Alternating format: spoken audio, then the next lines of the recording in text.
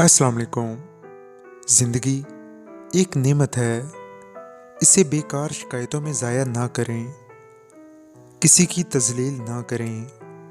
कुछ लोग अपने लिए आवाज़ नहीं उठा सकते और ना ही अपने हक़ के लिए बोल सकते हैं। खाने के जायके के बारे में शिकायत ना करें। कुछ लोग ऐसे भी हैं जिनके पास खाने को कुछ भी नहीं।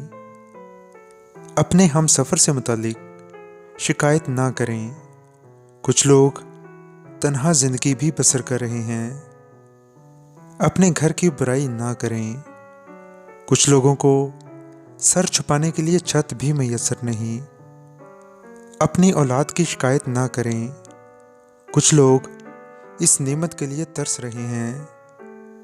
अपनी नौकरी के मुतालिक शिकायत ना करें।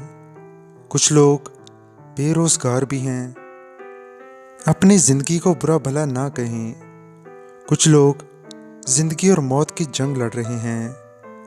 अगर आपको कुछ नापसंद है तो याद रखें, आप ज़िंदा हैं, जिसका मतलब ये है कि आप सब कुछ सुधार सकते हैं, सब कुछ मैनेज कर सकते हैं, सब कुछ सेट कर सकते हैं।